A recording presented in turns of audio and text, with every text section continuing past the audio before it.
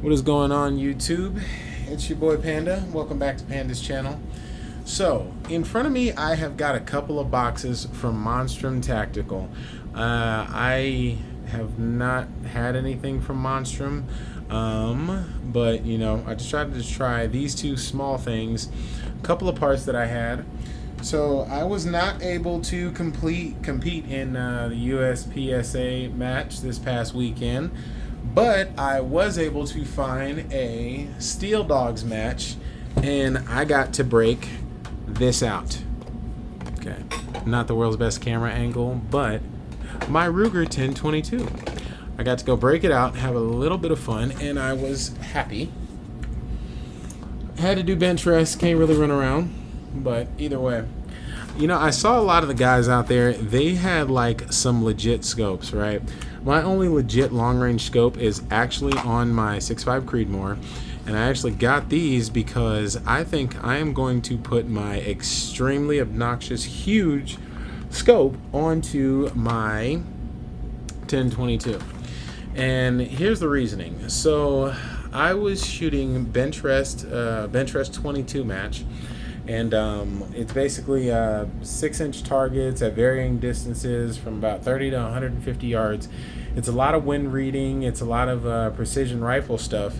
And my Ruger 1022, the scope I have on it right now is a Whiskey 3. It's a second focal plane scope, and I do not have the ability to use the optic to measure down and feel the way I want to and read the environment the way I want to, and, you know, just basically shoot long range the way I want to, or, you know, what's long range for a 22, right?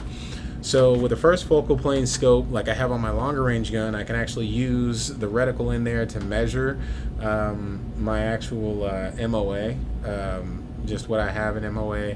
Like, you know, if you get on your dope chart and it's like, hey, 21 degrees up, I can actually measure that in my first focal plane optic. So that's the one I want to use for 1022, although it may look crazy big. Might look a little silly. It's got a sunshade and all, and everybody else has one, so might as well use the tools if I got them. So one of the things I needed for my 1022 was an MOA rail, which I got from Monstrum Tactical.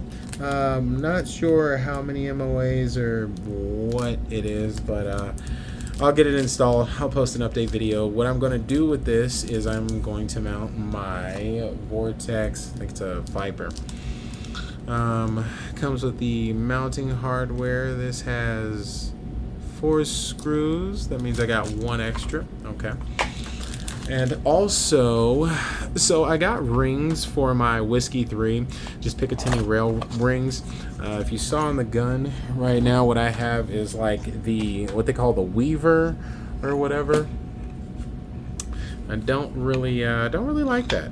Don't really like the Weaver. I want to be able to do the Picatinny so I can put my other scope on it. Like I said, that's the goal.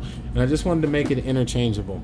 I'm not going to get rid of my Whiskey 3 optic because I think that, you know, when small game season comes out, I will still be able to use the Whiskey 3 and some Kentucky windage to hopefully, you know, have some dinner, but we will see. You know, I just don't see any reason to get rid of it. It's nice. May sell it, may not, but oh well. These are the scope rings for my Whiskey 3.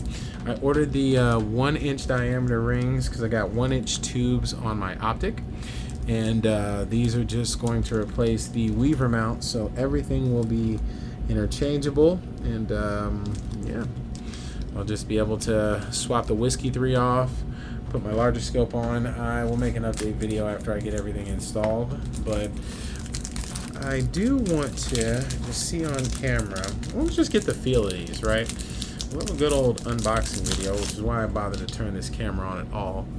So, aluminum, what does it say? Made in China. China. Okay, look. I got these before the tariffs, I feel like. The tariffs hit, so, you know, I'm hoping that I didn't have to pay an exorbitant amount of tariffs. No, this was a really cheap price. This was like $7.99 plus tax. So not that bad. It feels nice and solid. It doesn't feel Chinesium. Okay, yeah. So Give it a bend, it didn't break. I mean, I'm shooting 22 out here, so not very high pressure, so I'm guessing if I can't bend it with my hands, hopefully it's, not going to be a piece of crap that just kind of breaks and, cracks on me, but, we'll see. So that's the rail. The rail looks pretty cool. Now let's just crack open one of these scope rings. So I've got 2 scope rings in the box for the 1-inch scope ring from Monstrum. These were I got everything off Amazon, both these, by the way. This is the tool kit that came with the Motosoka. Looks like it has extra rings for both of them. Let's see how these feel. Okay, nice. Okay, they feel solid. I know when I back these out, knowing me, I got some Loctite over there. Yeah, I'm gonna throw some Loctite on these.